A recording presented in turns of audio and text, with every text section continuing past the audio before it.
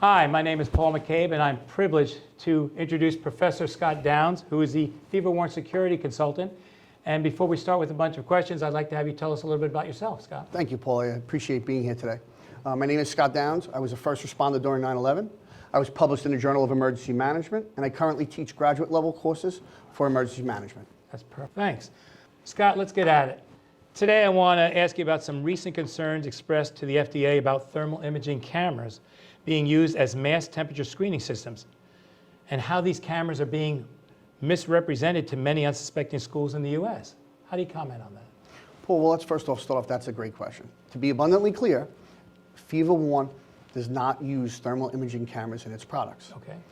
But according to the Security Industry Association that recently has filed a complaint with the FDA about the massive misrepresentation of the so-called group of so-called machine manufacturers using this technology. Is Machine Sense a member of the Security Industrial Association? Yes, like I just stated, we are also a member of it, but we did not file the complaint. It was filed by the organization as a whole to the FDA. Got it. Great.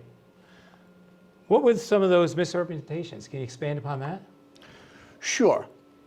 First off, most of the claims were either FDA cleared or a complaint, which was actually not true. In any of these targeted companies, they also claim that their product can be scanned multiple times and multiple people in groups with obscured reasons like covered hair, hats being extruding to, again. So again, as we chuckle about it, this is a serious topic. I've got sweat right now. Is that going to be? Yes, absolutely. Very good. Good. Perspiration would be an issue. Right. Hairstyling, facial coverings.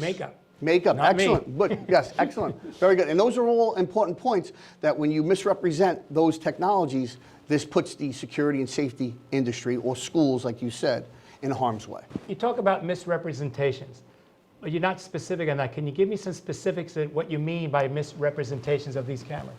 Sure, Paul. And let me express, there's only two ways the FDA will approve you. You're either approved or you're cleared. Okay. What I mean by misrepresenting these companies is that they're saying that they're either one or both. And if you go to the FDA database and you research the name, they're not approved. They know that they're not cleared. Thanks, Scott. You made that abundantly clear, and I'm glad for me and the audience themselves. Thank you. Let me move on. Are there reliable thermal imaging cameras on the market? Absolutely, Paul. And reliable temperature readings, the thermal imaging camera must have at least 5,000 to 10,000 pixels. Unless the camera has high pixel density, there is no way for the temperature to have an accurate reading because of the poor resolution. Okay, makes sense. The FDA guidelines, the scanning should always be done at one person at a time and having a type of resolution that is designed and targeted for one of those premises. School districts, bypassing the FDA regulations, don't have anywhere near these resolutions. So it's almost impossible to do. Wow, thank you. Let's move on. Scott, tell me what's happened with some of these targeted companies. Have they actually sold equipment here in the U.S.? Well, Paul, unfortunately, the answer to that is yes. There's some recent reports lately in the Wall Street Journal, Wired magazine, that some school districts that really were trying to mitigate the effects of COVID by opening schools the proper way and make their environment safe for their staff, students, unfortunately were mass duped by these companies. The Texas school district, a Florida school district, spent close to approximately 48 different cameras, over $1 million in funds. And Paul, hold on a second. The unfortunate part about it, these funds are actually coming from taxpayers through the CARES Act. So we, as the public, are actually paying for this misrepresentation and using this technology inside our school districts. That is amazingly sad.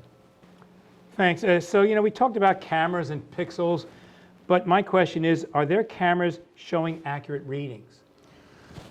Well, that's a good question, Paul.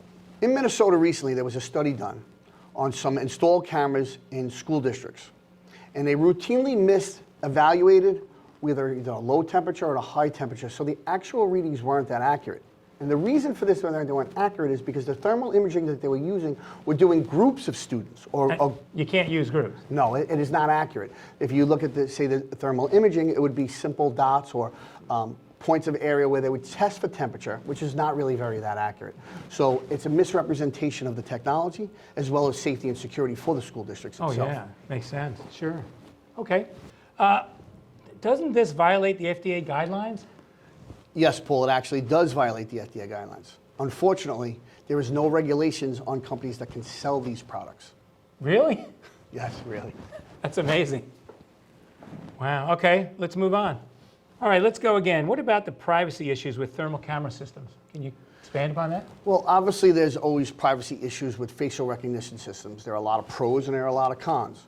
But there's an increasing concern over the use of facial recognition when it comes to personal data collection, as well as a diverse community in facial recognition. What do you mean by diverse community? Yeah, I knew that question was coming. Yeah, to be clear, the diverse population has not an accurate reading as other characteristics and other features. So of not as non-white. accurate, Not but as it's still accurate reading. Yes, correct. Let me be abundantly clear. Is not as accurate as it would be otherwise. And it reaches the limits of what is an accurate reading, for sure. Sure, but again, this technology is not as accurate going forward to actually mitigate the actual causes besides the privacy issues with actual images of the cameras. I got it.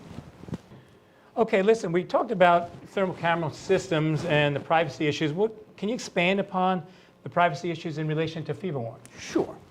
FeverWarn is absolutely committed to privacy. Our data is anonymous, and we keep no personal data at all. Oh, good. So with inside our cloud, with inside our system, the data is designed to show that if the client needed to, or the customer needed to prove or come up with data figures that they did actually do the scans, they actually have that information within, which is only the temperature reading, not the name, not the date, only the date and time, I apologize, not the name of a student or faculty or staff. So strictly a go, no-go, and a temperature reading, and that's it. That is it. Perfect. Great.